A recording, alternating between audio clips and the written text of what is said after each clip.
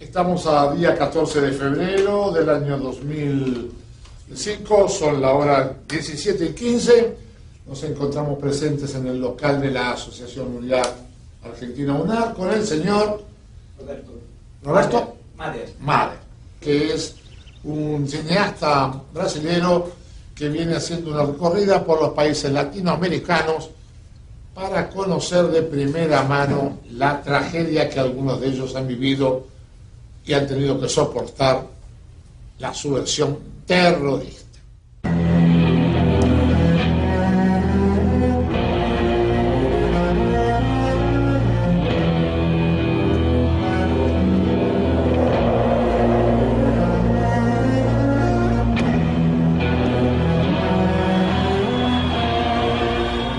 En los años 70 los militares se hicieron con el poder en Sudamérica. Como pretexto dijeron que combatían el ascenso de la izquierda. Varios golpes de Estado sucesivos dejaron un rastro de intolerancia, secuestros, asesinatos y exilio. Los diferentes dictadores rebasaron las fronteras y unieron sus fuerzas.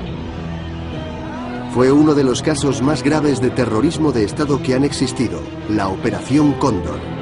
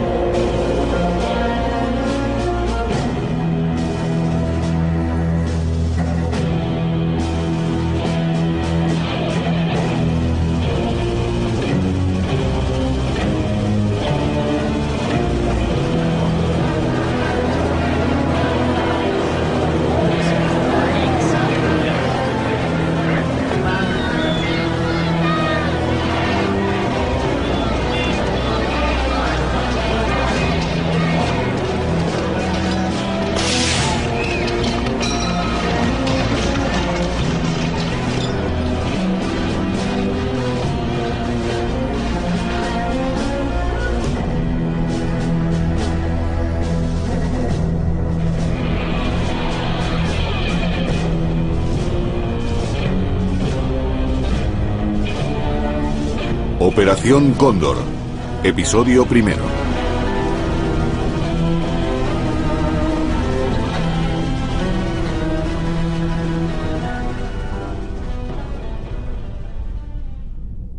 Es la defensa a ultranza de nuestros principios nacionales, de nuestra gloriosa historia, de nuestro pasado y nuestros próceres, de nuestros símbolos. Somos una entidad, sinceramente, de gente honorable, señor. De gente honorable con un pensamiento nacional. Nacional.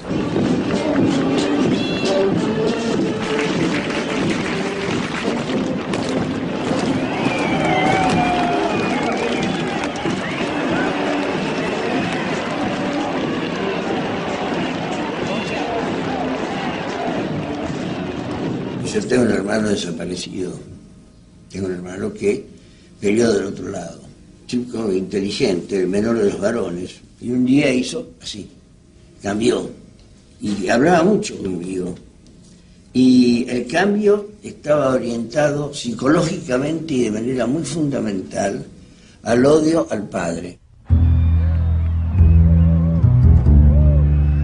Era romper con la jerarquía, romper contra el mando, romper contra lo que está establecido. Era fanatismo más odio.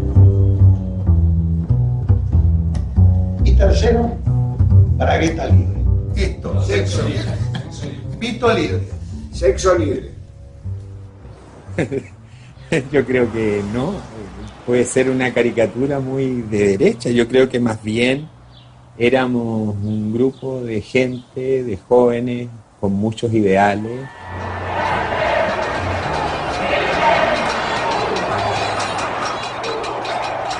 Era tan evidente esta crisis social que se vivía, que indudablemente el postular una sociedad mejor no era nada novedoso. Al contrario, yo creo que la gente joven tiene muy claro estos blancos y negros, indudablemente es muy maniqueísta en ese sentido, el joven en general. Y indudablemente entre optar por una postura del establishment y optar por una postura revolucionaria que estaba ahí, estaba Fidel en Cuba, estaban los movimientos revolucionarios prácticamente en toda América Latina, indudablemente que la opción entre el bien y el mal iba a ser por el bien. Saluda a nuestro pueblo junto a nuestro primer ministro, comandante en jefe Fidel Castro, ante el aplauso emocionado del pueblo congregado aquí en la Plaza de la Revolución José Martí. ¡Viva Cuba! Aquí en el mundo se estaba jugando la Guerra Fría y la subversión era una expresión de uno de los bandos para incursionar en el patio trasero del otro. Ya teníamos ejemplos claros qué es lo que iba a pasar, como lo que pasó en Cuba, como lo que intentó exportarse a Angola, el Congo, Etiopía. Entonces, señores, estaba jugando contra otras ideas. Já é um problema de ideias. O presidente João Goulart assinou os decretos da Supra e da encampação das refinarias de petróleo. No comício da Central, Jango anunciou a decretação do tabelamento dos aluguéis. Estejam tranquilos, que em breve esse decreto será realizado. Los discursos de Brizola eran subversivos. Y la causa de la ambigüedad de las palabras del presidente Goulart, y quizás bajo la influencia de Perón, creí que la democracia estaba amenazada y que tendríamos que enfrentarnos a un golpe de Estado. Atenção Brasil! Atenção Brasil! Atenção Minas Gerais! As tropas do 2º Exército, sob o comando do general Cruel, já sitiaram o estado da Guanabara. Los que nos opusimos al golpe de Estado nos convertimos en portavoces del pueblo. Algunos de mis colegas negaban el golpe, pero yo les dije, esto es un coup d'état, que literalmente quiere decir un golpe realizado por el Estado. Habían derrocado a un presidente que había sido elegido por el pueblo. Porto Alegre, João Goulart fugiu para o Uruguai, seguido de Leonel Brizola e outros elementos do governo deposto.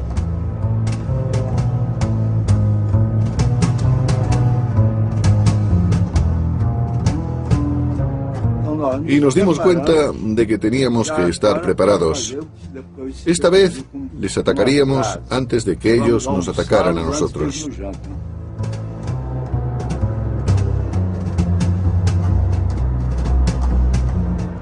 América Latina no era una región aislada y sus luchas internas no solo estaban motivadas por problemas locales. Estaba dentro del contexto de la Guerra Fría, el comunismo, el anticomunismo, el idealismo, la revolución y otras influencias.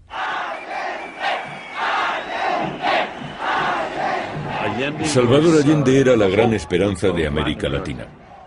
El resto de los países se encontraban en una situación muy diferente. En Brasil vivían en una dictadura que representó un punto de inflexión histórico.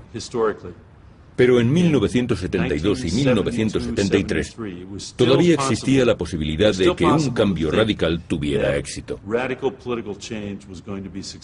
La idea de Allende consistía en implantar un socialismo mediante la democracia, con un fuerte control estatal sobre la economía para redistribuir la riqueza.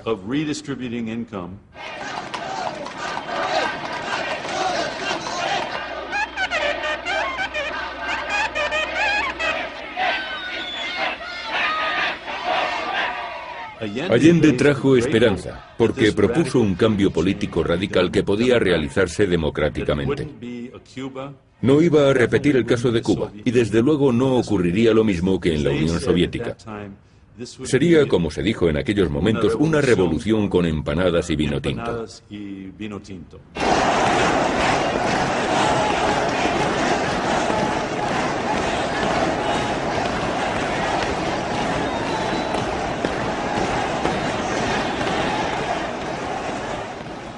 Un gobierno popular, democrático, nacional, revolucionario, que debe cumplir un programa para abrir lo más amplio y rápidamente el camino al socialismo y a la transformación de nuestra sociedad. ¡Nacionalismo!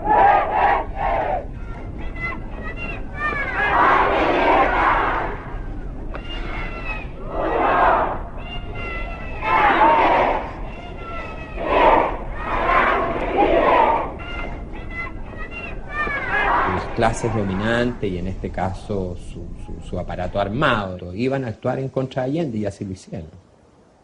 Conspiraron de 1000 maneras en contra del gobierno de Allende. Fue así, señores empresarios, para que a contar de ayer martes de las 0 horas se paralizaran los servicios de todo Chile. Se organizaron grupos de derecha que empezaron a desarrollar actividades de sabotaje en contra del gobierno de Allende e indudablemente que empezaron a trabajar también a las Fuerzas Armadas. Que se acuse constitucionalmente al presidente y lo saquen el 21 de mayo mismo, porque tiene destruido, molido, y este es un gobierno corrompido y degenerado, señor, degenerado y corrompido, inmundo. Comunistas asquerosos, tienen que salir todos de Chile. Los ricos jamás van a tirar para nosotros. Y todo lo que tenemos nosotros ahora lo tenemos para el gobierno de ahora.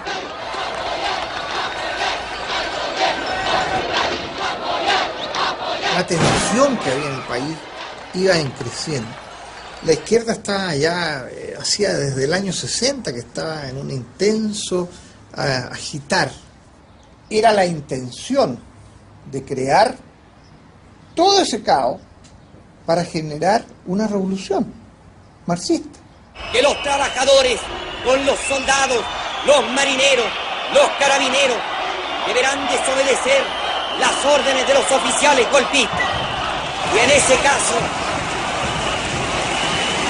en ese caso, tendrán el derecho a construir su propio ejército, el ejército del pueblo.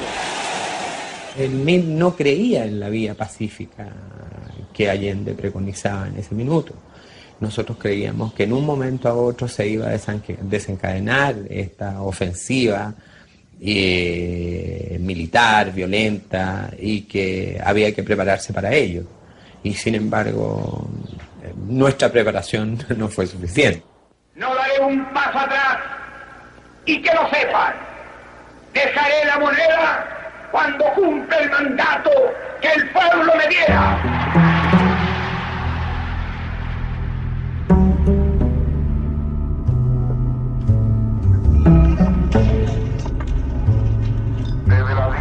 Ahora se ha requerido rendición de Salvador Allende. El Palacio de la Moneda deberá ser evacuado antes de las 11 horas. A las 11 punto de la mañana hay que atacar la moneda porque este gallo no se va a entregar.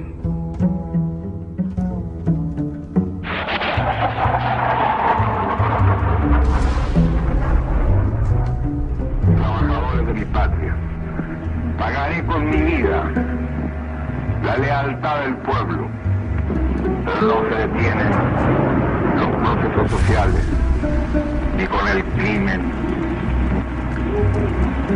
ni con la fuerza. La historia es nuestra. ¡Viva Chile! ¡Viva el pueblo! ¡Vivan los trabajadores!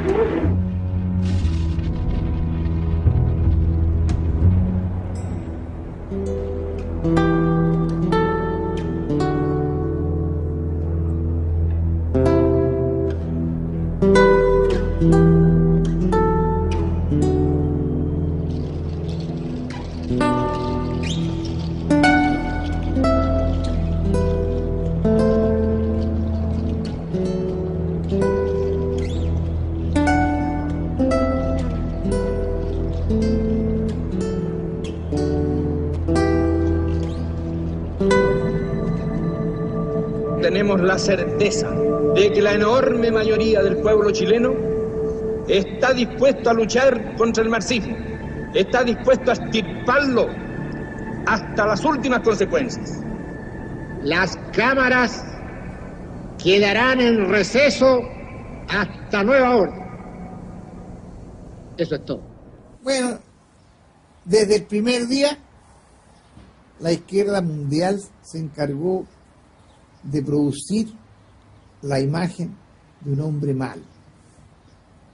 Mi papá estuvo varios días sin dormir y cuando asistió a las primeras ceremonias, asistió como se usaba en esos años, anteojos oscuros, mi padre llegó con los ojos rojos de dolor.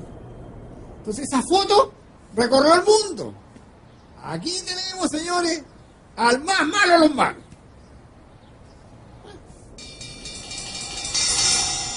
Se va a aplicar la ley marcial a toda persona que se le sorprenda con armas o explosivos. Va a ser fusilado de inmediato, sin esperar juicio sumario ni sumario.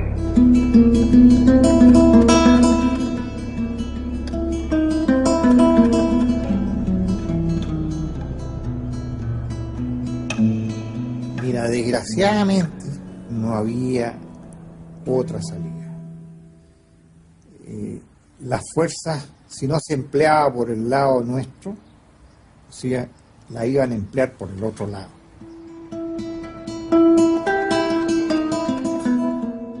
América Latina había padecido la opresión de muchos dictadores. Eso forma parte de su historia.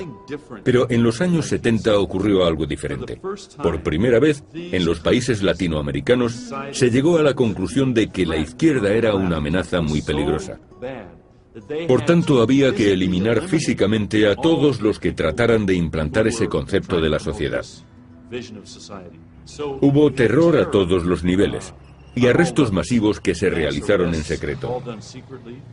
Por primera vez, las desapariciones en América Latina se debían a una política de Estado. Ese es el tipo de actuaciones que describo en mi libro Operación Cóndor. Y por primera vez la solución para los dirigentes de todos aquellos países consistió en el asesinato masivo. No se puede decir de otra manera, fue un asesinato masivo.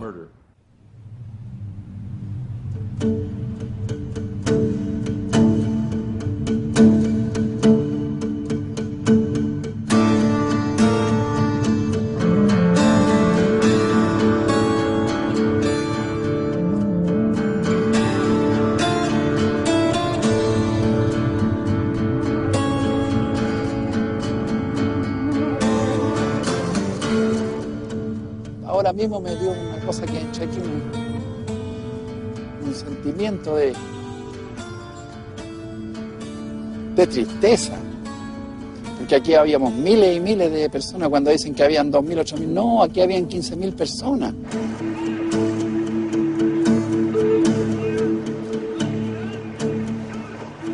Ahí nos torturaban, nos pegaban, nos ponían corriente. A las mujeres las tenían en la piscina. No solamente las torturaban, les pegaban, sino que las violaban.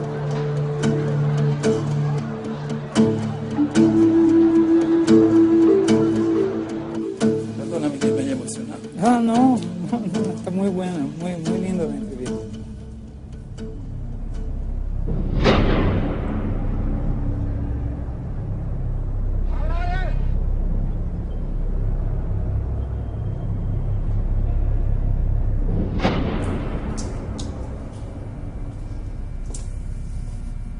Aquí nos pegaban unos tontos de goma que llaman, nos ponían unos trapos mojados en la espalda y nos pegaban. Aquí murió gente, mucha gente al estadio, incluso te golpeaban el portón ahí y venían con listas. Fulano, fulano, fulano, se lo llevaban y los compañeros no volvían nunca más.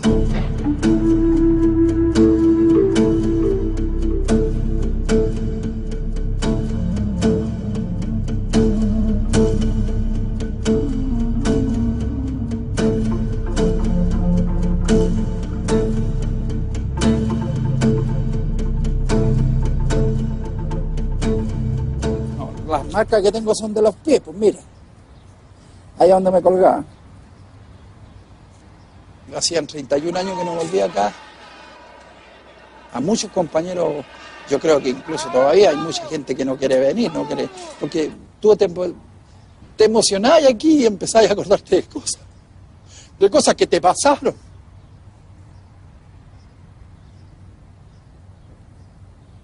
¿Cómo nos trataron? Y revivís todos. Lo reviví de nuevo. ¿Visto? Pero también tuvimos fuerza después de salir de prisionero en las poblaciones y empezamos a luchar contra la dictadura.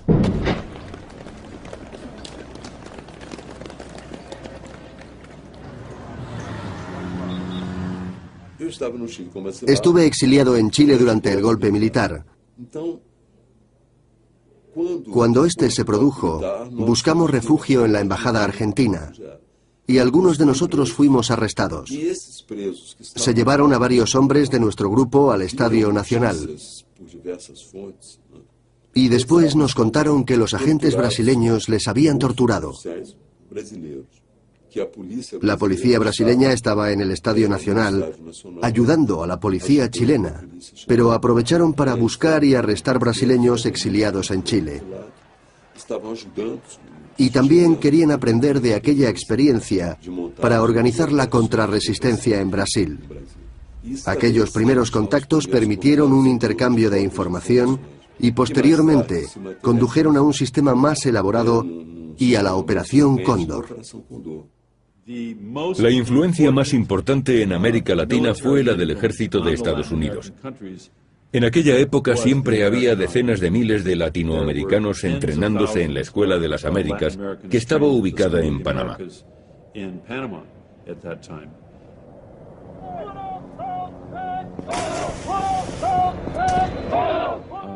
Hablé con un instructor que trabajó allí en 1976 y me explicó que su misión consistía en que los países latinoamericanos compraran equipamiento militar a Estados Unidos y no podían comprar a nadie más. Era un gran negocio.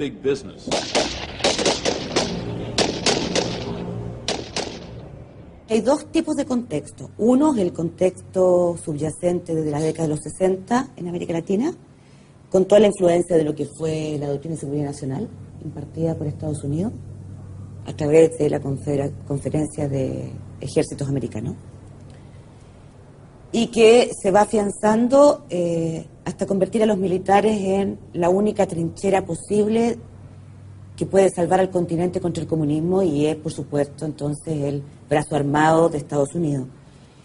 Y el momento en que confluyen distintas dictaduras en el Cono Sur.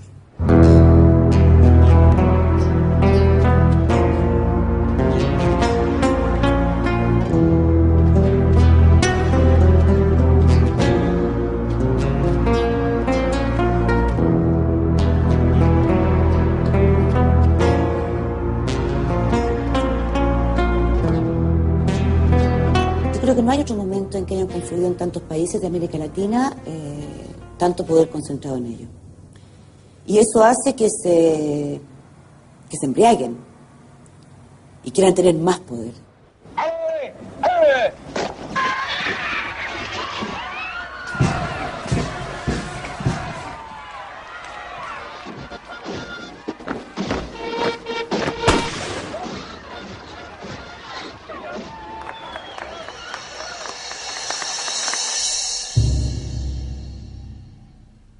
Mira, esto, por ejemplo,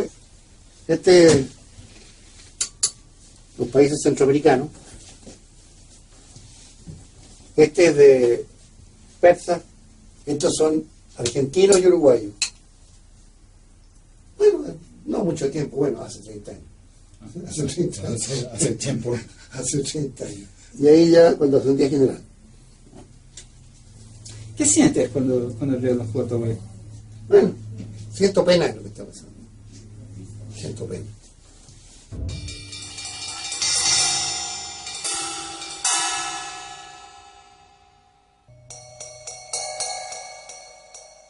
Sino que simplemente el punto está en que a mí me ordenaron, siendo teniente coronel, que organizara una dirección de inteligencia nacional porque nosotros no teníamos. Y lo presenté el día 12 de noviembre del 73.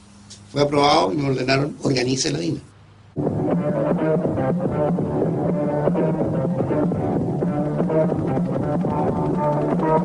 Amparados en enfermizos fanatismos ideológicos, se enfrenta a la sólida amalgama de valores, espíritu de sacrificio de un grupo de hombres que con claros ideales, con la misión de neutralizar y destruir la base guerrillera.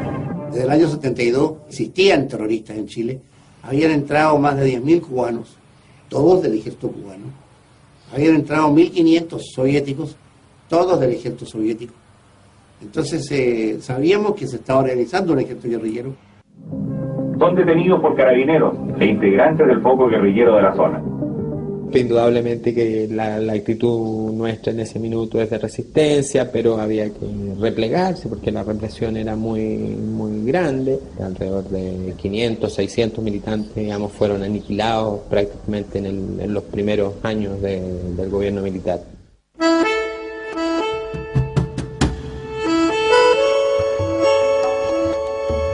Allá soy detenido, posteriormente me llevan a uno de los campos de concentración. Bueno, tú tienes las imágenes.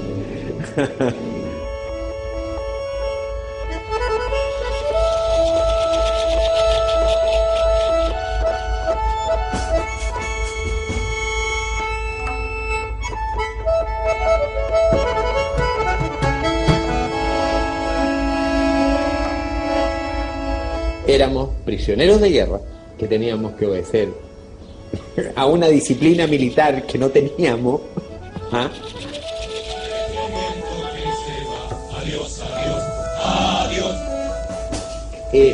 35 himnos militares.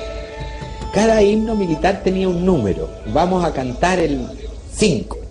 Tenías que saber que ese era el número 5, y cuando te pasaban del 5 al 23, quedaba la escoba, digamos, o sea, era terrible.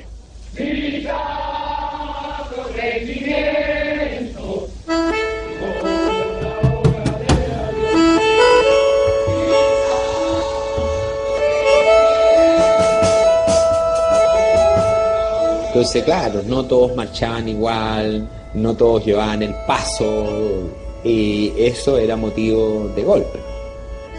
Porque el soldado, para ellos, era la máxima expresión de lo mejor que la patria tenía. Eran los soldados, son los mejores hijos. Fue nacido contra la opresión, fue nacido contra la opresión. Y todo a discreción.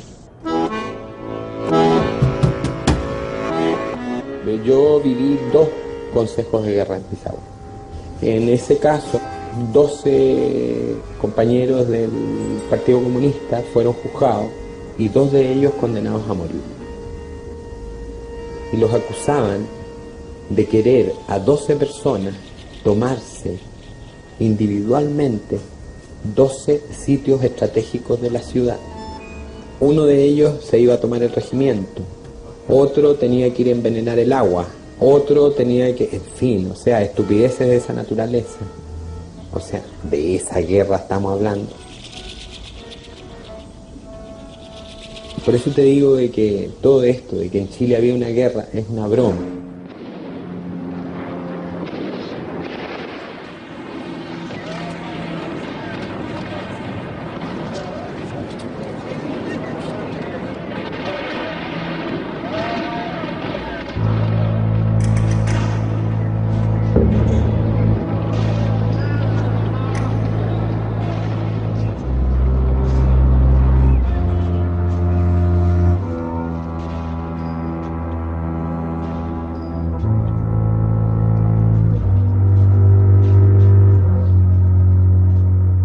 No existía ni una capacidad militar de enfrentamiento real, digamos, o sea, concreto, que tú puedas decir, hay 2 bandos en pugna, hay una guerra de guerrilla generalizada en el país, o sea, no existía eso.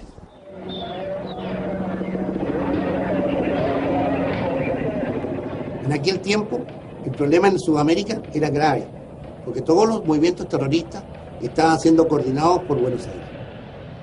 Como cristiano digo que en realidad hubo una guerra subversiva, nosotros no la iniciamos, ni la deseábamos, fuimos llevados a ella nos involucraron en ella y teníamos que pacificar este país.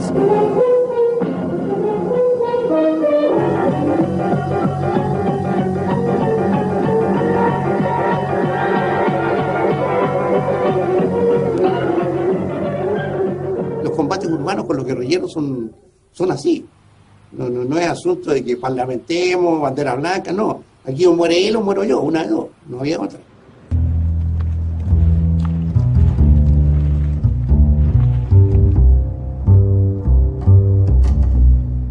La lucha va a ser con el ejército, con los que tienen las armas en su poder, y por lo tanto asumir de nuestro lado el uso de las armas y de la violencia como un medio inevitable.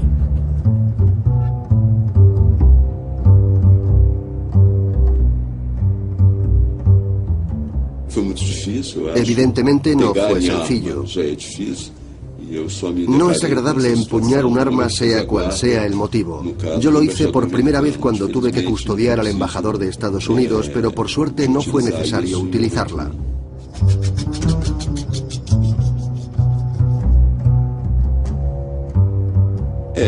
Aquella era una situación extrema,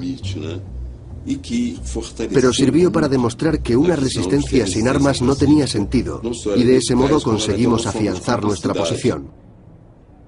Se necesitaba una resistencia efectiva y para lograrla era imprescindible que contásemos con armas. Había una actitud igual en todos los países, estaban actuando todos igual. Entonces se vio que la Junta Coordinadora estaba funcionando. Esta Junta Coordinadora Revolucionaria del Sur es la que coordinó durante muchos años todos los movimientos terroristas de América del Sur. Tanto los brasileros, los tupamaros de Uruguay, de Bolivia, el MID, el Partido Comunista de Chile, y el ERP argentino, los montoneros argentinos, los coordinaba esta junta. La mayor parte de las organizaciones de izquierda sufrieron represalias y algunas fueron eliminadas cuando los militares tomaron el poder. Pero lo cierto es que no eran una amenaza tan grande, aunque eso es lo que utilizaron como excusa. Se decía que los grupos izquierdistas actuaban dentro del contexto internacional. Tema de inteligencia. Aquí tiene España, Uruguay, Ecuador. Y esta la hecha en Argentina, el 77. Y luego, nada que ver con operaciones. Llamaban Condor. No. Nunca se llamó Condor. Tercera Conferencia Regional de Inteligencia Nacional. Sí. Ese era el título. Nunca se llamó Operación Cóndor desde el punto de vista como lo pretenden presentar. ¿Cuál es el problema? Muy simple. Lo mismo que hay hoy día, lo mismo que hubo siempre. El sistema de intercambio de informaciones entre los diferentes países. ¿Qué hicimos? Hicimos reuniones de los servicios los jefes de servicios de inteligencia nacionales de los diferentes países que se acoplaron a esto. La primera se hizo en Chile, el año 75. Y entonces, me acuerdo que el delegado uruguayo dice, yo en homenaje a los países que están al lado de la cordillera de los Andes, que era la masa, le vamos a poner Cóndor, sistema de inteligencia con no operación. Es muy distinto el decir sistema a operación. Operación es actuar en algo. Sistema es un sistema de informaciones.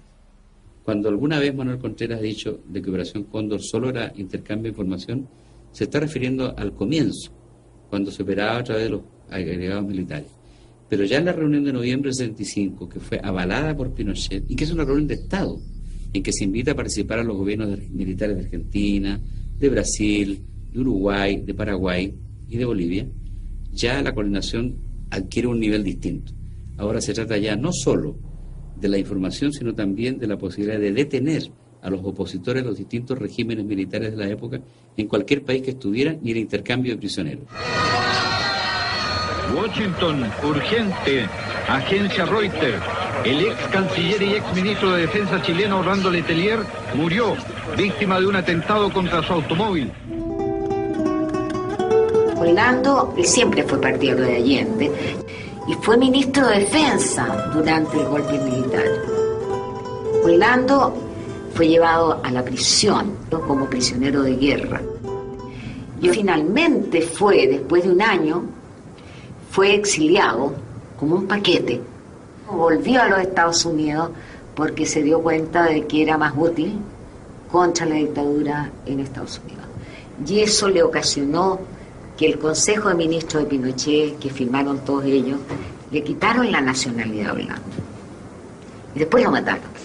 El asesinato de don Orlando Letelier lo cometió la Central de Inteligencia Americana, llámese CIA. Hoy en día tenemos pruebas de que la Operación Cóndor fue más que una reunión de los servicios de inteligencia o un intercambio de información. Su objetivo era el asesinato de los oponentes políticos.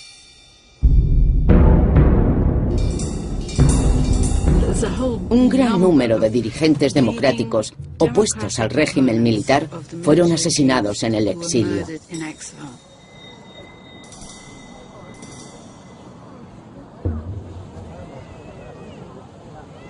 Yo diría que a 30 años del asesinato ya nosotros estamos tranquilas en términos de que sabemos perfectamente qué sucedió. Tenemos la declaración del autor material de los hechos, Michael Townley, que declara que él y su esposa fueron quienes pusieron la bomba. De modo que ahí se queda muy claro, porque además estas personas pertenecen directamente a la DINA y al servicio exterior de la DINA. Townley era un individuo, agente de la CIA infiltrado en Chile. La prensa lo ha convertido en agente de la DINA, pero nunca lo fue. Pero estaba en contacto con la CIA. Era proveedor de la DINA, de elementos electrónicos. Yo creo que hubo agentes dobles. De hecho, trabajó para la DINA y está reconocido que trabajó también para la CIA. Son expresiones evidentes de la penetración norteamericana en Chile, pero no puede decirse que los crímenes cometidos en Operación Cóndor sean todos atribuibles a la CIA. Yo creo que eso también juega en favor de Contreras como una excusa absolutoria para decir, no, todo lo hicieron norteamericanos. Eso no es cierto.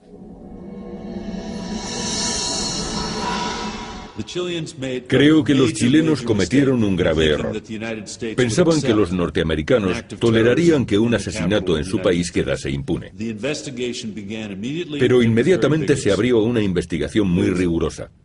Hay tomos enteros de documentos con detalles acerca de la actuación de Chile y de su forma de operar.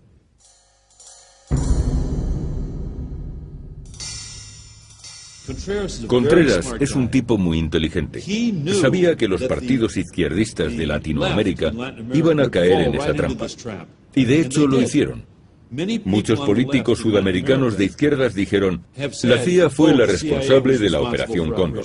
La CIA es la responsable del asesinato de Carlos Prat. La CIA es la responsable del asesinato de Letelier. No existen pruebas de que la CIA eliminara a nadie o de que pidiera a otros que lo hicieran. Sin embargo, no hay duda de que en la CIA conocían los planes de la Operación Cóndor y se beneficiaron de la información que les proporcionó.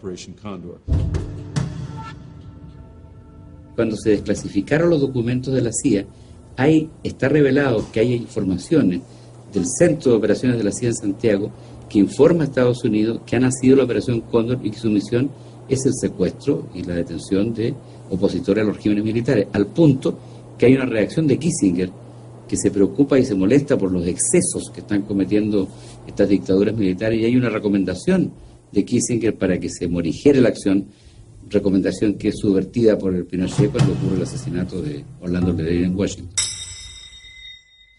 Kissinger hizo un recorrido por varios países en 1976 y antes de las reuniones oficiales, él ya había tenido contacto con el ministro de Asuntos Exteriores chileno. Cuando llegó el momento de intervenir, dijo, ahora tengo que dar un discurso sobre los derechos humanos, pero sois libres de hacer lo que queráis. Los que pensaban como Kissinger aceptaban que aquellas medidas eran necesarias. Solo así podrían eliminar lo que ellos consideraban amenazas comunistas, guerrilleros y opositores. Morality can be applied as directly to the conduct of states to each other as it can to human relations. That is not always the case, because sometimes statesmen have to choose among evils. ¿Este lo sacaste? No, el brasilero. No. ¿De cuándo? Este es del 76. Llegó un día unos emisarios ahí. Tu amigo era así. ¿Quién? Creo. João Figueiredo era buen amigo del presidente Geisel. Estamos hablando de 1975, el año en que se celebró la unión del Comité chileno. Por lo que sé, poco después le ofrecieron a Geisel hacerse cargo de ciertos aspectos de la Operación Cóndor. Su cometido principal sería eliminar a los adversarios más populares, ya que existía la posibilidad de que se fortalecieran y recuperasen el poder en algún momento. Pero Geisel no aceptó. Eso es la Operación Cóndor. Cuerpos desfigurados, torturados a muerte, escondidos, dinamitados, restos de huesos que son enterrados en plena cordillera.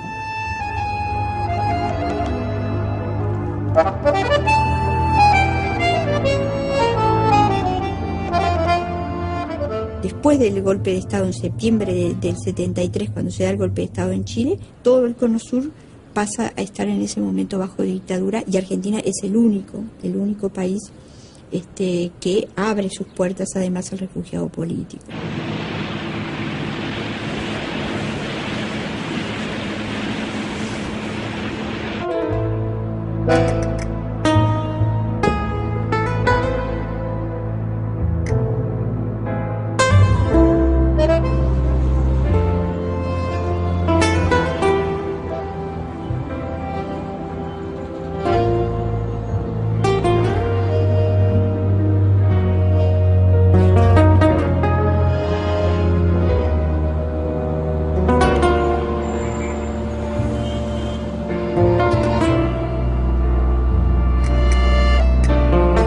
Argentina terminaba, salía de una dictadura y por lo tanto se vivía ese periodo de gran euforia. Dejo mi casa, dejo mi familia, dejo mi entorno más inmediato, me voy a la Argentina. La llegada de uruguayos en ese periodo a Buenos Aires era así, contingentes, diría, de uruguayos que eran perseguidos acá. En aquel momento, una gran cantidad de refugiados latinoamericanos iba a Buenos Aires y acababan quedándose allí. El golpe de Estado se produjo en 1976 y de pronto se vieron atrapados. Nadie podía salir del país. Las personas que no eran de procedencia argentina también cayeron en manos de la represión. Y el gobierno se dedicó a arrestar a todos los que interferían en sus planes. Eran las 11:30 de la noche aproximadamente cuando sentimos golpes en la puerta y en ese momento rompen los vidrios y quedamos paralizadas en el momento en que vemos esa entrada de hombres todos de civil con armas largas, era alrededor de 15 personas. El canastito de Simón había quedado sobre la cama grande, donde me tiran a mí, me empiezan a golpear para arrancarme información. Yo tiendo a agarrar a Simón, me dice que no lo puedo llevar conmigo, que nos van a llevar a un lugar donde él no puede estar y que no me preocupe, que a él no le va a pasar nada. Y hice esa frase que después quedó para recordar que esta guerra no es contra los niños. Ahí nos acondicionan ya para la salida, que va a ser manos y piernas atadas, vendada los ojos, hasta que llegamos a un lugar que es el lugar donde vamos a estar durante 10 días.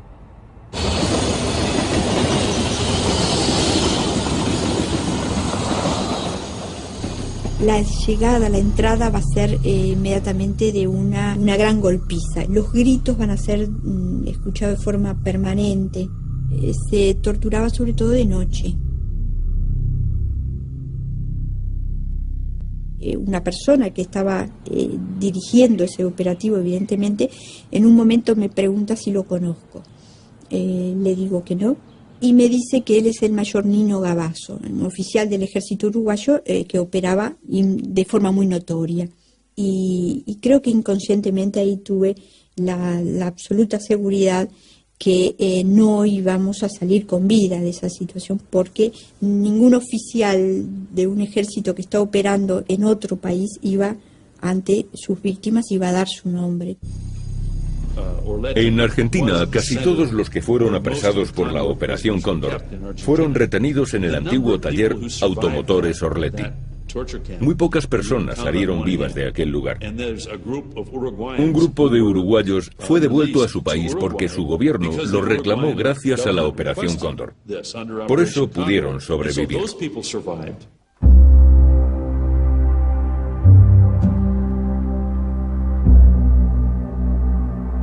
Yo creo que el mundo en ese periodo se empezó a enterar de lo que había pasado realmente en estos países del Cono Sur, lo que había sido toda esa operación Cóndor, toda esa práctica de la desaparición forzada, y en particular lo que había sido el secuestro de niños.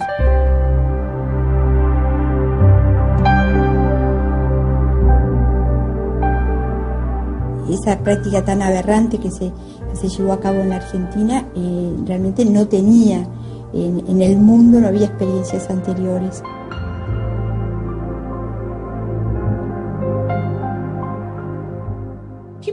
La gente no podía creer que los niños estuvieran desapareciendo. Por supuesto, las desapariciones se produjeron durante un periodo de tiempo muy largo. Nadie sabía qué estaba ocurriendo exactamente. El golpe de Estado de Argentina se produjo después de varios años de caos político. Murió mucha gente de ambos bandos, pero en cierto modo, el golpe fue bien recibido porque el pueblo confiaba en que se podría recuperar el orden.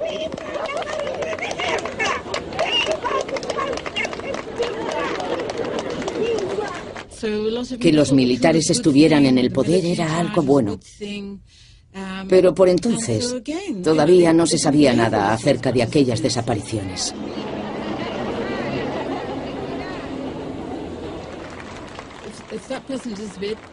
La gente pensaba que los desaparecidos habían cometido algún delito.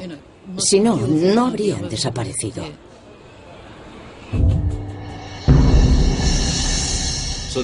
Los argentinos querían que sus operaciones se mantuvieran en secreto. Nadie debía conocer sus planes, ni saber qué estaban haciendo. Y no debía haber supervivientes. En el caso de Chile, se cree que murieron entre un 5 y un 10% de las personas arrestadas. En proporción no es mucha gente. Y este es un dato muy importante, porque en Argentina ocurrió justamente lo contrario. En conjunto se arrestó a menos personas, pero muchísimas de ellas fueron asesinadas. Puede que entre un 50 y un 80% de los detenidos. El mismo día que me anunciaron que había desaparecido mi hijo mayor, a mí siempre en el barrio me decían Kika, y me convertí en Eve Bonafini. Eve Bonafini es una madre que le tocó vivir una tragedia y que decidió convertir el dolor en lucha y que tal vez el mundo me conoce por eso.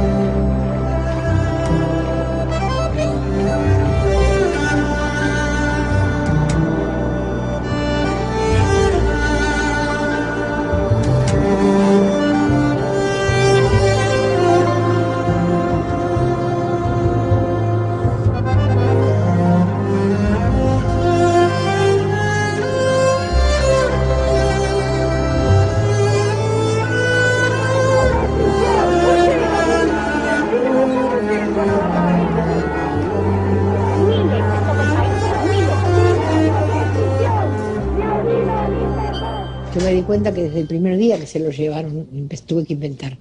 Primero porque no había nadie que te hiciera un habeas corpus.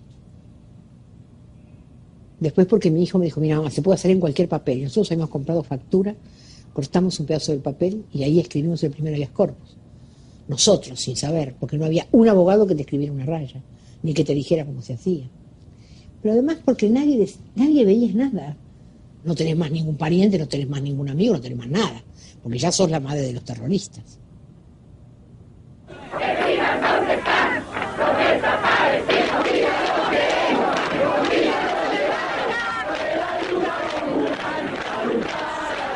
Los jueces decían no busque más a su hijo que se fue con otra mujer. Los políticos decían que éramos mentirosas las madres, que Balbín dijo, no hay desaparecidos. Hay muertos, dijo Balbín. Pero mientras sea desaparecido, no puede tener ningún tratamiento especial. Es una incógnita, es un desaparecido. No tiene entidad, no está. Muerto ni vivo, está desaparecido.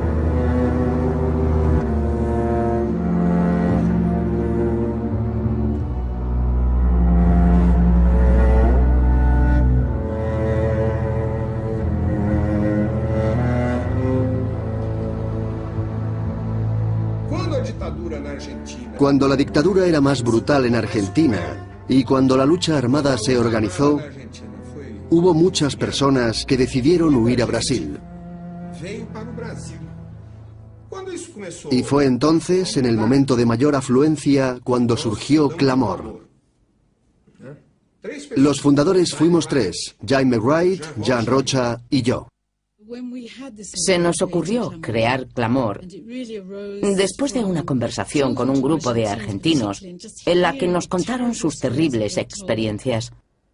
Empezamos a publicar un boletín en 3 idiomas: inglés, portugués y español, e intentábamos hacerlo llegar a todas partes.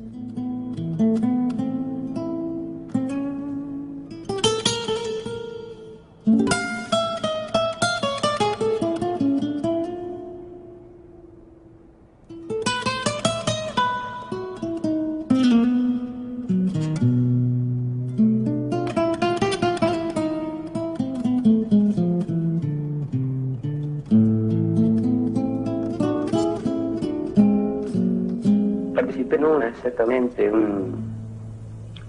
una operación que se le daba el nombre Cabe de Zapato Roto.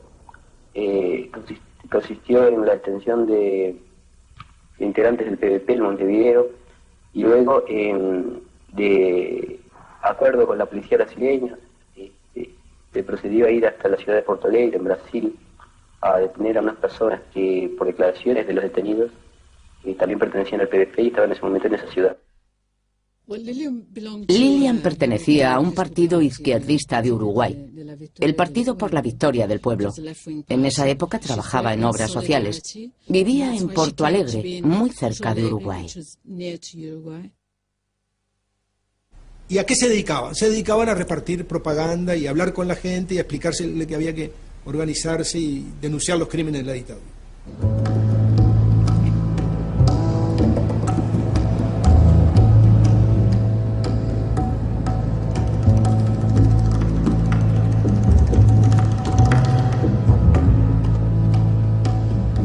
Habían unas camionetas con muchas personas armadas, y ahí nos trasladan, y a mí me suben con mis hijos a una van, nos hacen poner boca abajo.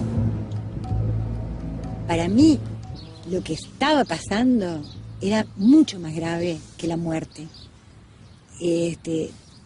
porque en definitiva ahí estaban mis 2 hijos boca abajo en una camioneta rodeado de metralletas. Francamente le dije, bueno, yo tengo que salvar a mis hijos, y entonces puedo decirte que en mi casa va a haber una reunión el viernes y que va a ir gente importante de mi organización. Bueno, hicieron las consultas y finalmente me dijeron, bueno, sí, nos volvemos a Porto Alegre. Ese fue el episodio más terrible para mí, separarme de mis hijos en ese momento, ¿no?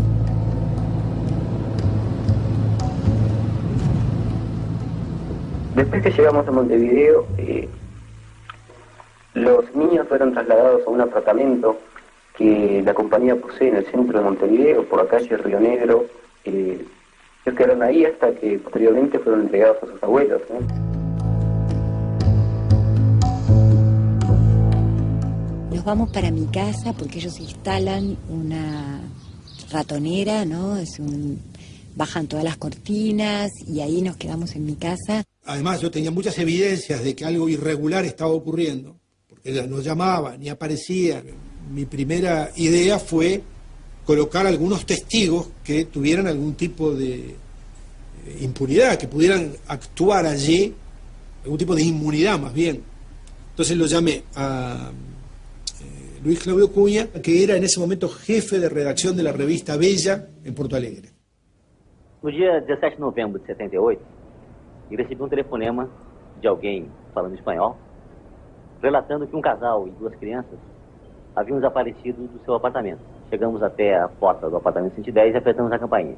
A porta se entreabriu e apareceu o rosto de uma jovem morena, magra, o olhar apavorado. E a porta foi escancarada e apareceram 2 homens, cada um com uma pistola enorme. Nos colocaram dentro de uma sala, semi-escurecida. Parecia que eu era mais um uruguaio ali dentro.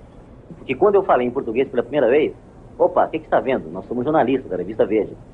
Eu percebi uma certa hesitação. E o suposto chefe da operação, quando ele voltou mais amável. Aí ele disse, não, isso é problema de estrangeiro ilegal no país, contrabando, essas coisas, né? Vocês entendem. Volvemos otra vez a la delegacia de policía, pero pasan las horas y finalmente volvemos a Uruguay. Bom, na segunda-feira, a gente foi até a polícia para levantar as informações oficiais sobre o que havia acontecido. Foi na Federal e lá o delegado desconhecia a operação. Não sabia de nada. Na Polícia Estadual, o DOPS também negou, disse que não sabia de nada. Bom, naquele momento se instalou em nós uma dúvida. Opa, está todo mundo negando um negócio que a gente viu, notoriamente feito por policiais, portanto a coisa é mais grave do que aparentemente é. Então, a partir daí, a gente começou a tratar de um caso que cada vez mais reforçava a ideia de sequestro. Houve um certo momento em que a polícia redigia nota oficial desmentindo tudo que a gente investigava, e a cada nova mentira que a polícia divulgava, dava mais elementos para que a gente investigasse. Nós que éramos testemunhas, estávamos passando a ser réus, porque a polícia, ao invés de investigar o que realmente havia acontecido no apartamento, estava investigando o nosso passado. Y de inmediato toda la prensa brasileña se portó admirablemente bien, ¿no? O sea, se formó un club de secuestro, donde había como 25 o 30 periodistas, fotógrafos, que se reunían cada tanto, intercambiaban opiniones e informaciones, y mantuvieron la denuncia mientras Liñán estuvo presa en buena parte de los diarios de Brasil. O cano da arma em primeiro plano, atrás dessa arma tinha uma figura um pouco conhecida para mim, porque eu trabalho em esporte há muito tempo, né? E a figura é o Didi Bedalada. Descobrimos depois de um tempo que ele estava trabalhando na polícia, depois de ter deixado de jogar futebol. E pela primeira vez a gente conseguia daí trazer a investigação para dentro do apartamento e identificar um personagem que era policial, e um policial brasileiro, mostrando que as pessoas que estavam presas no Uruguai haviam saído daqui com a colaboração brasileira. Isso era importante, porque mostrava a conexão Brasil-Uruguai na operação. En esa época nosotros no nos imaginábamos que eso formaba parte de un plan maestro donde había un acuerdo suscrito por las cúpulas de los ejércitos y que tenía por lo tanto el aval de los 2 gobiernos centrales. En noviembre de 1978, la gran campaña de solidaridad desplegada por la Fuerza Democrática de Brasil y del mundo entero impidió que Lilian Celiberti y Universindo Rodríguez pasaran a engrosar la lista de desaparecidos. El caso de Lilian Celiberti y Universindo Díaz puso al descubierto una de aquellas operaciones. Conseguimos que la noticia llegase a todo el mundo y pudimos salvar la vida de los 2.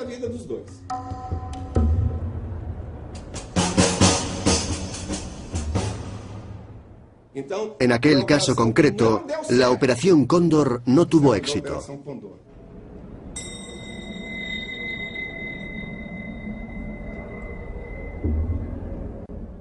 Cuando yo era ministro durante la presidencia de Figueiredo, arrestaron a una joven.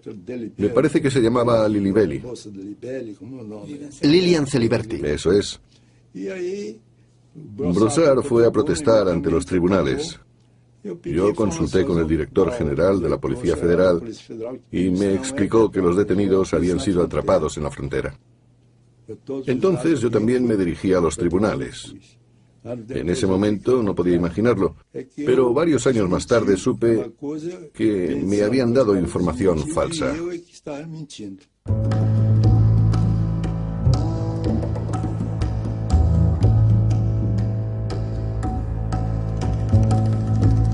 Hoje já se passam 2 anos e Dona Lilian tem que dar respostas a esses mesmos netos. Por exemplo, a Francesca de 6 anos que me pede: vovó, por que mamãe está presa?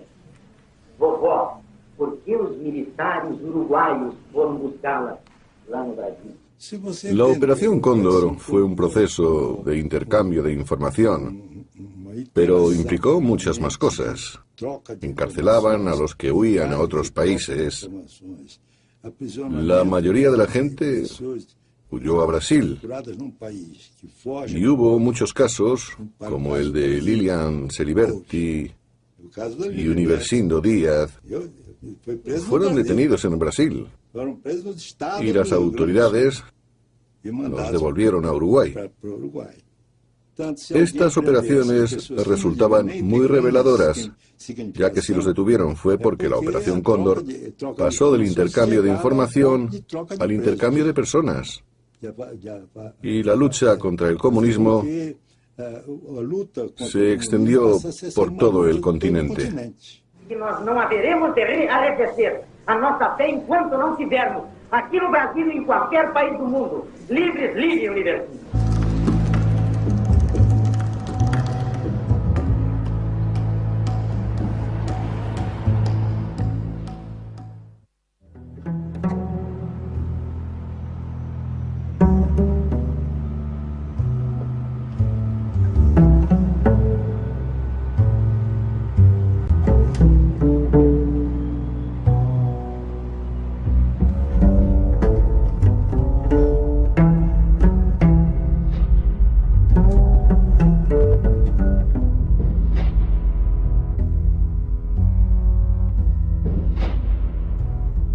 Empezaron a desgarrar mi blusa. Me introdujeron un electrodo en la vagina y comenzaron a darme corriente con otro electrodo móvil. Este es el testimonio prestado por la doctora Sheila Cassidy en la Comisión de Derechos Humanos de Naciones Unidas situada en Ginebra.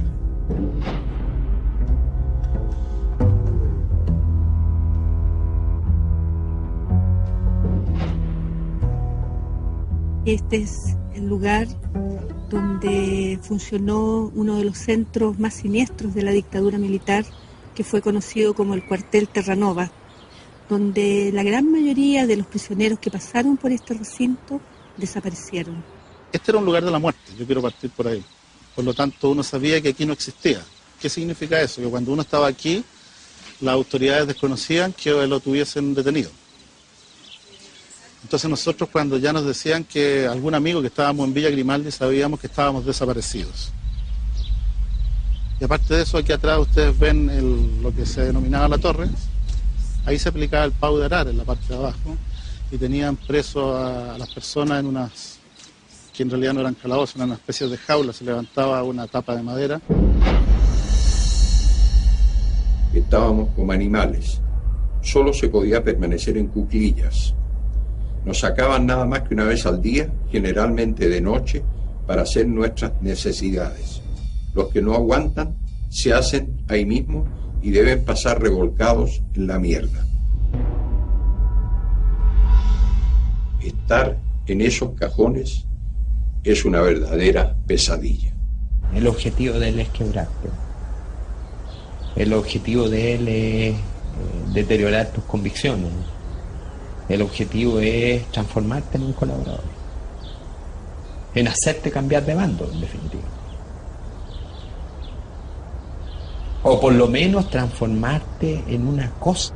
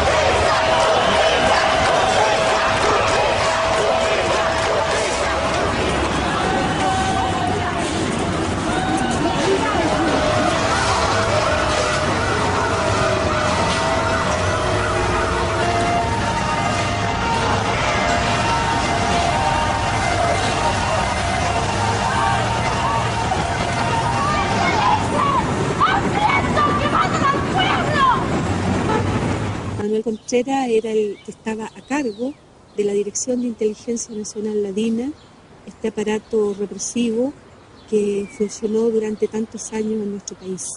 Y por eso, si alguna vez yo tuviese la posibilidad de preguntarle a Contreras, le diría que tuviera la valentía y me dijera a mí dónde quedó mi padre. No tengo idea, no sé. Y ella perfectamente bien, ya con el entrenamiento que tiene de muchos años, es lógico que lo que miente ya lo aprendió como realidad y como verdad. Ya se le produjo como verdad y convence a todo el mundo que es una verdad. Él sabe qué pasó con él y por lo tanto en algún minuto de su vida tendrá que asumir no solamente la muerte de mi padre, sino que la de tantos otros compatriotas. ¡Fuerza viva! ¡Que el régimen lo devuelva vivo!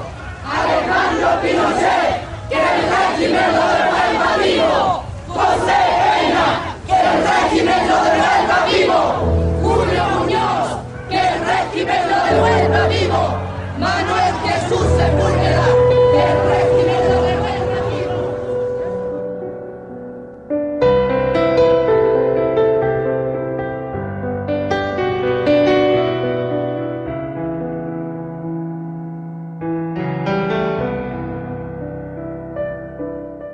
Los asesinatos masivos no intimidaron a los revolucionarios.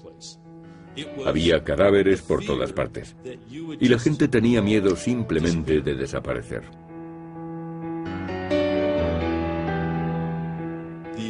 La política de desaparición es muy útil para el terrorismo de Estado. Porque el terrorismo no es solo violencia. Trata de infundir miedo, terror. Su objetivo principal es sembrar el pánico y conseguir que el temor domine las mentes y las vidas de los supervivientes.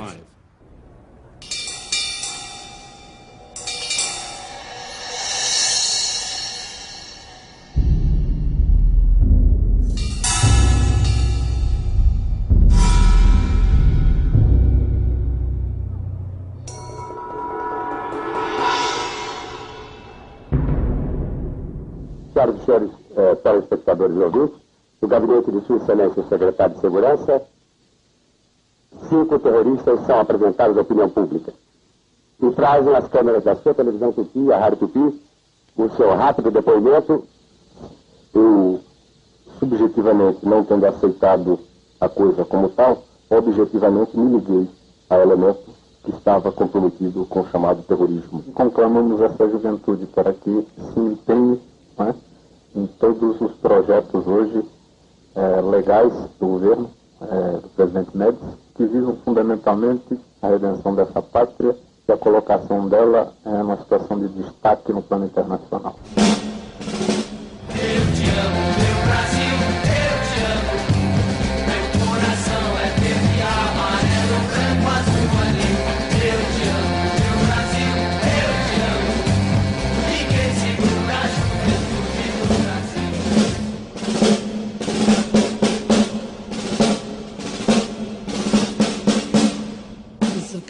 En aquel momento, Brasil no resultaba tan terrible y opresivo como los demás países, y por ese motivo era el destino principal de los que huían de Argentina, Uruguay, Paraguay, Chile y Bolivia. Brasil se convirtió en un refugio, un paraíso.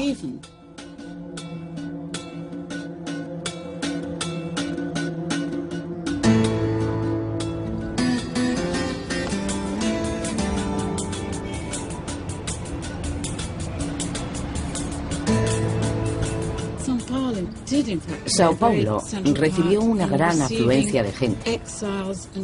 Llegaron exiliados y refugiados de todos los países del Cono Sur, en los que había una dictadura militar.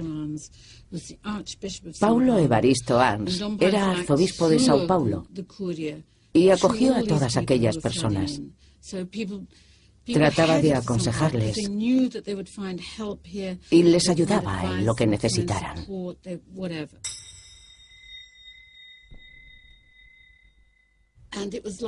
Era exactamente lo contrario de lo que la Iglesia Católica estaba haciendo en Argentina. Allí la gran mayoría de la jerarquía eclesiástica, aunque no toda, apoyaba el régimen militar. Se convirtió en un apoyo para las organizaciones que luchaban por los derechos humanos. La Iglesia les proporcionó un espacio físico donde desarrollarse y sobrevivir. Acontece que nós descobrimos que em países da América Latina algum regime fez desaparecer os pais e depois deportou crianças. Portanto, ato contra todo e qualquer direito fundamental do homem. Bem, São Paulo é casal de refugiados uruguaios que se refugiam na Argentina com seus 2 filhos. São presos pela Polícia de Segurança da Argentina através de troca de tiroteio. As crianças foram colocadas dentro de uma banheira, tá certo? E por isso, quando a polícia invadiu a casa, as encontró. Un día recibimos una carta de una mujer uruguaya, Angélica, que estaba desesperada. Nos contaba que su hija, que estaba casada y tenía 2 hijos, se había marchado a Argentina. Y ahora Angélica había oído que ella y su yerno habían muerto, pero no tenía noticias de sus nietos. Hace 3 años que los estoy buscando y es lo único que me queda. ¿Y los pais de ellos? No sé nada de ellos. Espero que todos me ayuden a encontrarlos. Publicamos las fotos y la noticia de que los niños habían desaparecido y pedíamos cualquier tipo de información. 2 meses más tarde recibimos una carta procedente de Brasil, de Sao Paulo. Nos la enviaba una asistente social que trabajaba allí. Y decía: he leído un artículo en Clamor respecto a la desaparición de unos niños. Y estoy casi segura de que he visto a esos 2 niños en Valparaíso.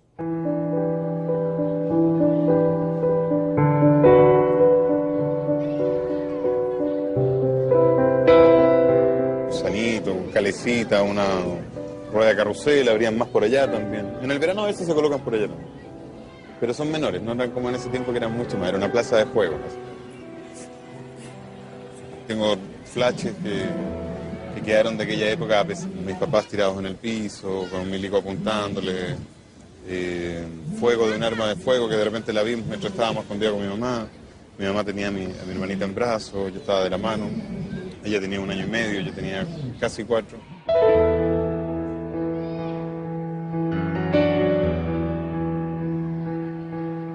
Y así era. Lo que sí me dicen que nunca nos soltamos, sí. Que siempre estábamos tomaditos de la mano. Sí, que él me cuidaba, que se habla de un auto muy elegante que llegó acá, con unas personas que nos dejaron acá, nosotros estábamos como muy bien vestiditos, o sea, no era como unos niños abandonados digamos, de indigentes o cosas así. El día nos dejaron en la mañana acá. Pasó toda la tarde y ya cuando se estaba haciendo de noche, como ahora, el dueño se preocupó, el dueño de los juegos, la persona encargada de los juegos, no sé quién era, y ahí ve que nadie nos viene a buscar y llama a Carabineros.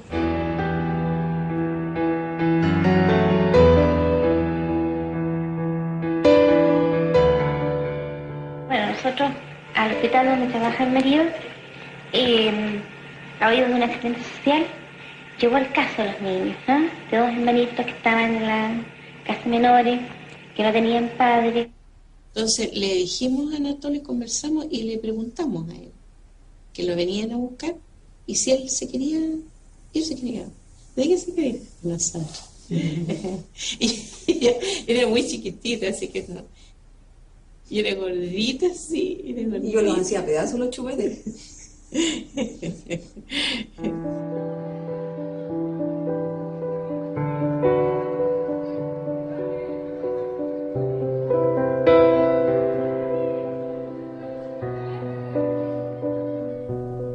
Cuando nos íbamos a venir, entonces ella no quiso quedarse.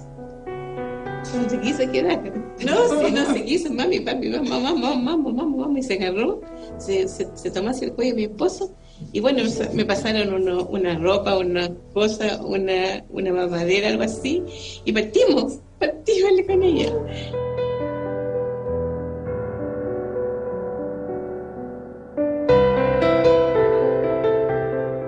cuando ellos llegaron a nuestro lado no tenían acento. Nosotros pensamos que eran algunos chilenos, chilenos que habían tenido que irse del país, o sea, pero nunca nos dijeron de qué nacionalidad. Eso no nos dijeron nunca.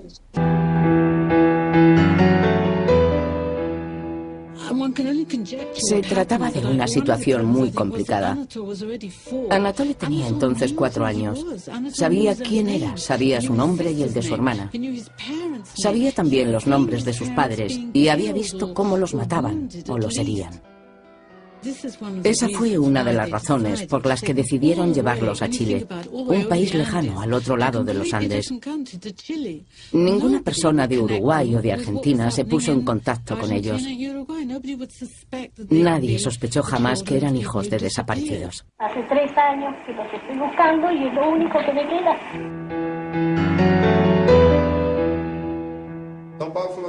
El arzobispo don Paulo quería que fuéramos a Chile a investigar, así que lo hicimos. Nos fuimos a Chile y a las 3 de la tarde nos presentamos en aquella casa.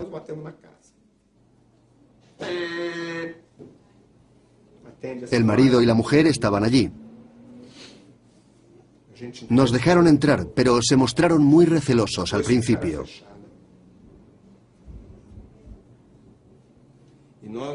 Intentamos tranquilizarles y les explicamos que no íbamos a llevarnos a los niños. Solo queríamos contarles lo que había ocurrido. Yo les sugerí que debían conocer a la abuela de los niños, pero el padre adoptivo no quería. Estaba muy reacio, incluso dijo que apoyaba al régimen. Y ahí nos contaron todo, así de golpe porrazo, o sea, nos fueron narrando todo lo que había pasado, todo, quién eran, de dónde eran, lo que había ocurrido, todo. Nosotros no nos imaginábamos alguna cosa así, no nos imaginábamos. Llamamos a la abuela de los niños y le dijimos que los habíamos encontrado. Fue un milagro. Finalmente, Angélica, la abuela, viajó a Chile para reunirse con sus nietos.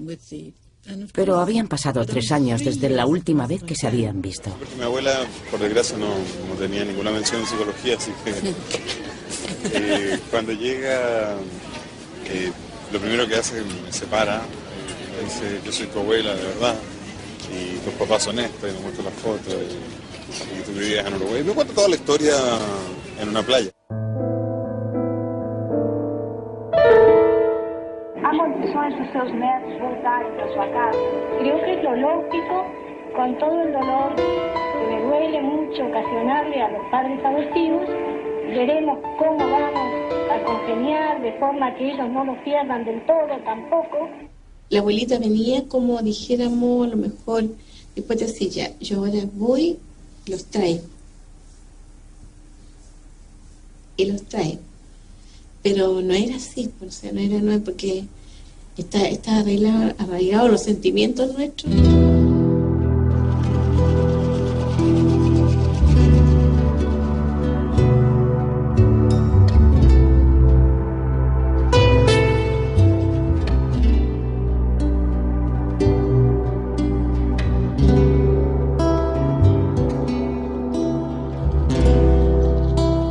Mi abuela vino a llevarnos con justo derecho, éramos lo que quedábamos de su hijo desaparecido, de su nuera. Entonces los psicólogos hablaron y dijeron, esto sería una doble pérdida. Esto podría destruir a estos niños de nuevo, por lo menos a Anatol, porque yo no me acuerdo. Entonces se tomó la decisión entre las 2 familias de mantener las relaciones con ellos, viajar una vez al año para allá o ellos venían para Chile.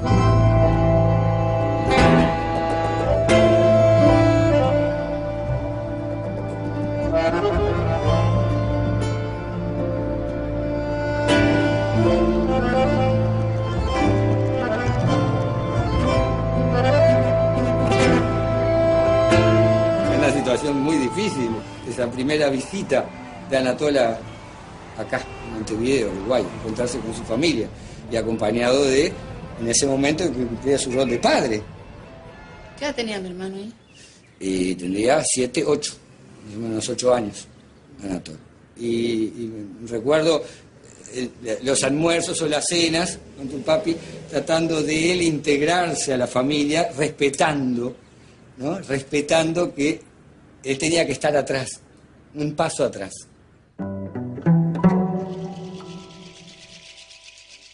Que Anatol se reencontrara con su familia y él estar atrás por si lo precisaba, ¿no? Y mostrándonos de alguna forma, dándose a conocer a la familia de acá. No me voy a olvidar más porque fue un placer, un caballero.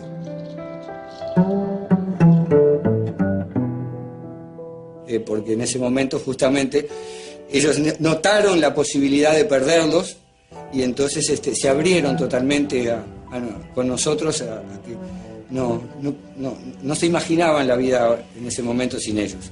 Lo cual no dejó margen de dudas. Ese era el lugar donde estaban mejor y que iban a estar mejor. Y creo que sigo diciendo que no nos equivocamos. La prueba, hoy por hoy, la tenemos acá.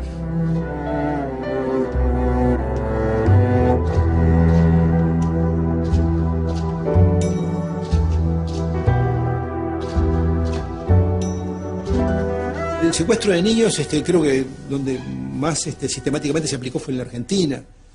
Y forma parte un poco también de ese aspecto, digamos, que pone el acento en que los subversivos, las personas que enfrentan al terrorismo de Estado, digamos, personalizan una doctrina satánica que precisa ser objeto de un lavado de cerebro, y que esa gente tiene que ser reeducada en los valores de la civilización supuestamente occidental y cristiana, y por lo tanto hay una legitimidad en, digamos, robar esos niños, apropiarse de esos niños para educarlos en otras coordenadas ideológicas y morales.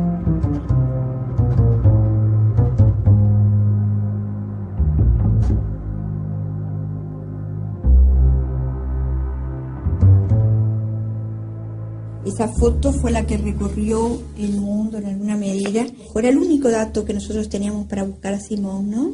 No tenía ninguna otra característica particular más que el color de su cabello y el color de su piel. Se pudo salvar esta foto porque yo la había enviado a mi familia y por lo tanto ellos tenían esa foto y después fue con la que se hizo toda la denuncia sobre la desaparición, sobre el secuestro de Simón.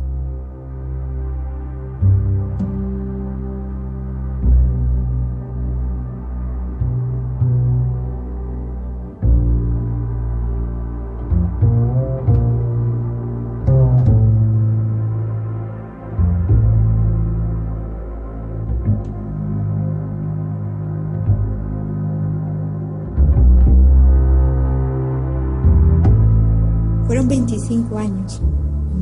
No es fácil encontrarse con un hijo que por más que sea su hijo, es un hombre de 26 años, la edad que tenía cuando nos encontramos.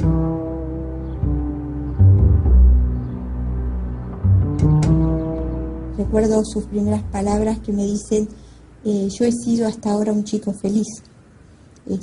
Quiero que te incorpores a mi felicidad.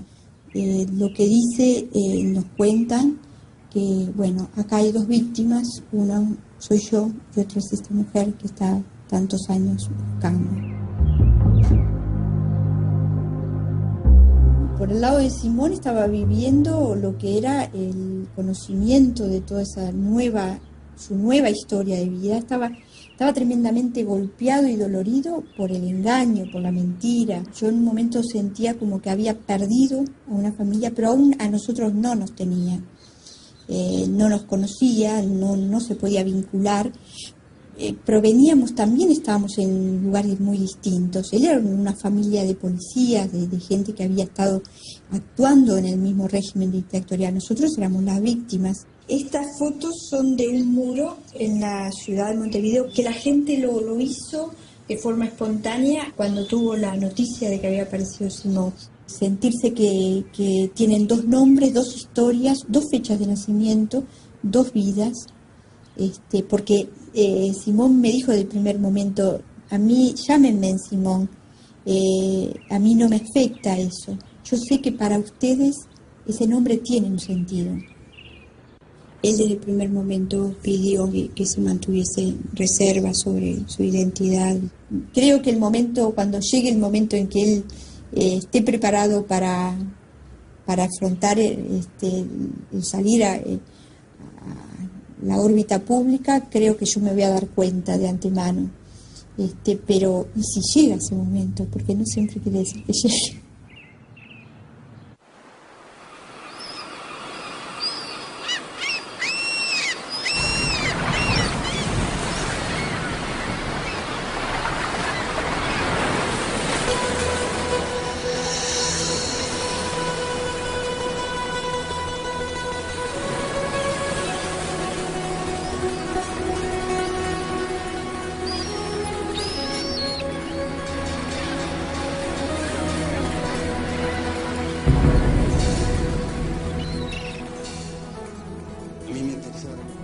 Como que cada cierto tiempo me tienen que volver a contar la historia de nuevo, ¿ah?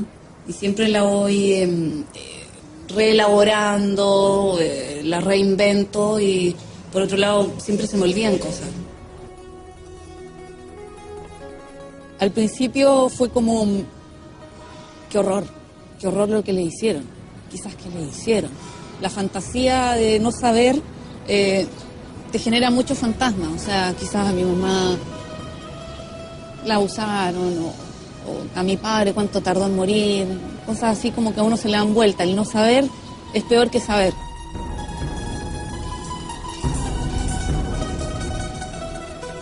Después pasé por la etapa de decir, bueno, estos son personas que, ¿cómo se atrevieron a hacer lo que hicieron teniendo hijos? Como que me pasé por un momento de rabia también hacia ellos. ¿Qué esperaban de la vida? ¿Qué futuro iban a tener si seguían en lo que seguían y más encima fueron padres? Después pasé por otro momento en que dije, estas personas son admirables porque siguieron sus ideales hasta la muerte. Y fueron padres y todo, y se atrevieron y fueron gente valiente.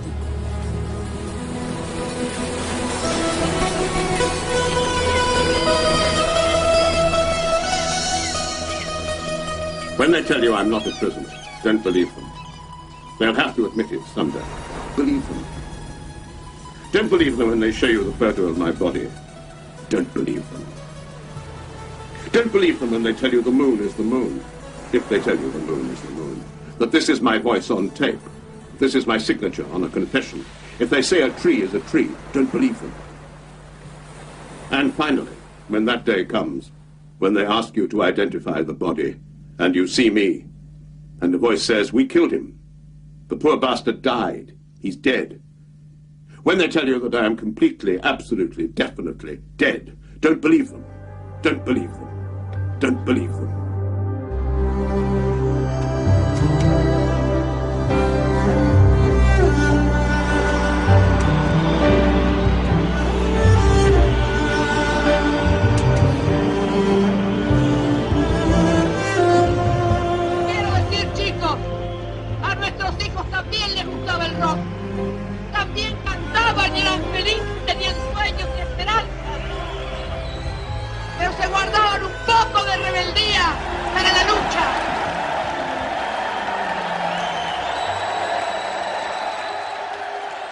Para mí, la cosa más importante que hizo este presidente es reivindicar a nuestros hijos como sus compañeros.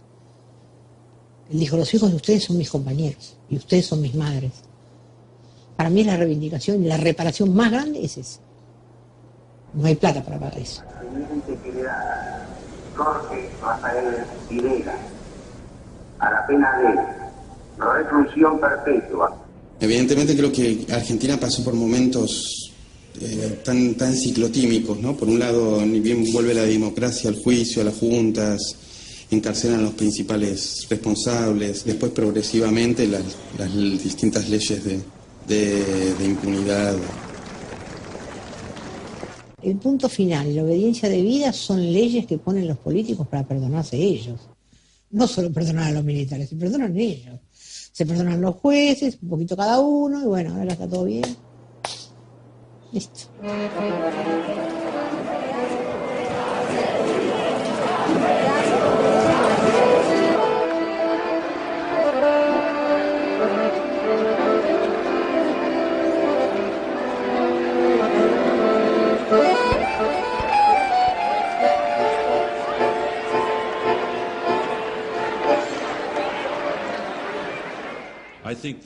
Ahora en muchos países se están investigando aquellos casos y a las organizaciones implicadas. Juzgan a ciertos individuos y en una gran mayoría se han abolido las leyes de amnistía. Ahora se puede llevar a juicio a los represores. Ahora es cuando la sociedad hace justicia a sus propios ciudadanos, aunque será un proceso imperfecto e incompleto. Muchos casos no se investigarán bien, pero desde luego serán muy pocos los militares de alto rango que logren escapar de la justicia en América Latina.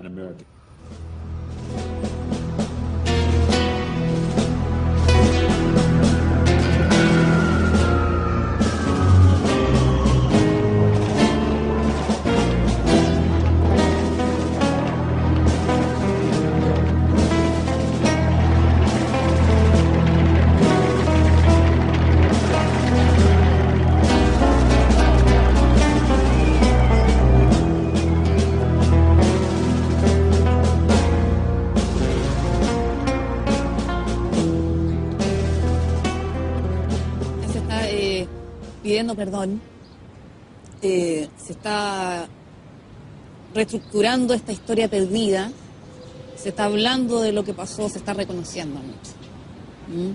Algo que nunca pensamos que iba a suceder es que, por ejemplo, cuando sometieron a juicio a Pinochet, eso era algo que a todos nos cayó, pero de cajón estábamos, ¿qué? Dios mío, esto es un sueño. México más fuero, gracias por venir. Pinochet está cercana y el pueblo está feliz. Lo más importante, en el caso de Operación Cóndor y en todos los casos de Pinochet desde el punto de vista jurídico, es la vigencia de los tratados internacionales, el respeto a las convenciones internacionales sobre la tortura. Y concluyo con esta afirmación: el culpable y el responsable de su propio procesamiento es el mismo Pinochet, porque Pinochet el 20 de septiembre de 1973 dictó el decreto ley número 5, que lo hizo para justificar los consejos de guerra, y dijo: a partir de hoy el estado de sitio se entiende estado de guerra interno. Al decir eso, incorporó los convenios de Ginebra. ¿Y qué dice el artículo 3º común de los 5 convenios de Ginebra? Dice: ningún delito cometido contra prisioneros de guerra puede ser amnistiado nunca. Y justamente de la posibilidad de perseguir a Pinochet 30 años después de delitos que de acuerdo a la ley común estarían prescritos efectivamente, es porque gracias a los convenios de Ginebra los crímenes contra la humanidad no prescriben. Creo que en general América Latina ha progresado, pero en la mayoría de los países se ha avanzado más que en Brasil. En Uruguay se detiene a los represores. En Argentina, un alto oficial de la Armada tuvo que pedir disculpas a su pueblo por haber participado en la represión durante el régimen militar.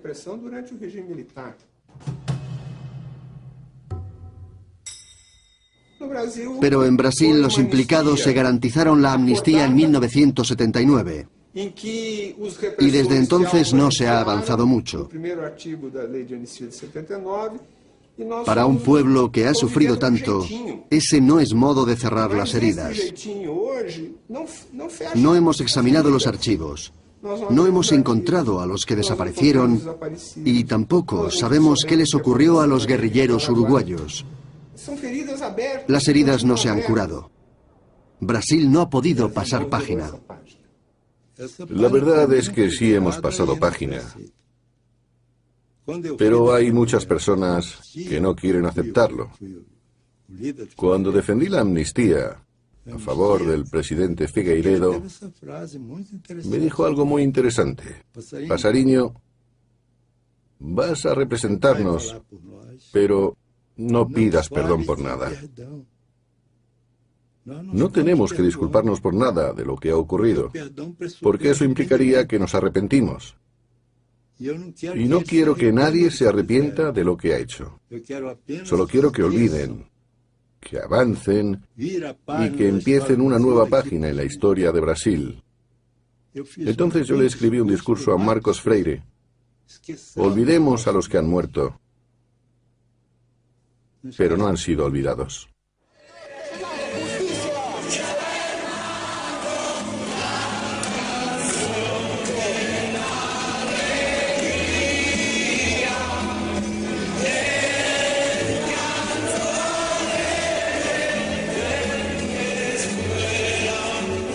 Los familiares de los muertos o desaparecidos tenían dos opciones. O escogían la vía armada para tomar venganza por sus manos, o escogían el camino de la justicia. Sorda, muda, impenetrable. Cuando de 7.000 recursos de amparo solo aceptan uno, cuando las mujeres les decían, si tu marido se fue con otra, siguieron, día tras día. ¿Cuál es el resultado? Un país que tiene una paz social que no es legado de nadie, es producto de una opción de justicia, de no tomar la venganza por las manos.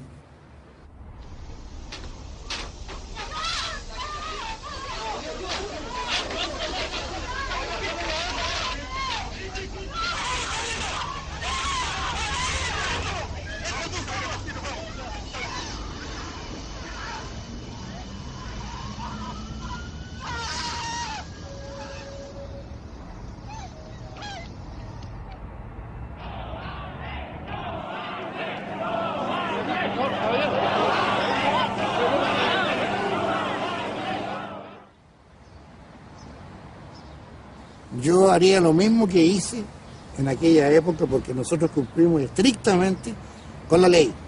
Porque resulta que como dependíamos del presidente de la República directamente, teníamos que atenernos estrictamente al decreto ley que ordenó lo que deberíamos hacer.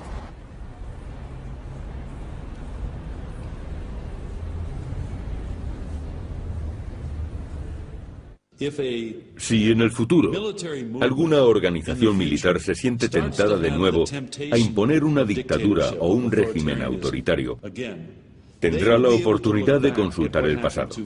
Así sabrán lo que les ocurrió a Videla, a Contreras y a Pinochet. ¿Ahora? Sí, ahora. Podrán conocer todos los detalles y saber la realidad de lo que pasó. En algunos países, los dirigentes totalitarios siguen encarcelados o son perseguidos por la justicia hasta la muerte. Ese ha sido el caso de Pinochet. Es una lección muy importante para cualquier posible megalómano que pretenda hacer lo mismo en el futuro. A mí me pregunta mucha gente por qué doy estas entrevistas, por qué me expongo. Y la verdad es que esto tiene que ver con la intención mía de dar a conocer que esto pasó, porque acá en Chile hay gente que todavía dice que esta operación nunca existió, que es un cuento, ¿ah? Pero aquí estoy yo parada, yo soy la que me pasó y a mi hermano, esto pasó y nos pasó a nosotros.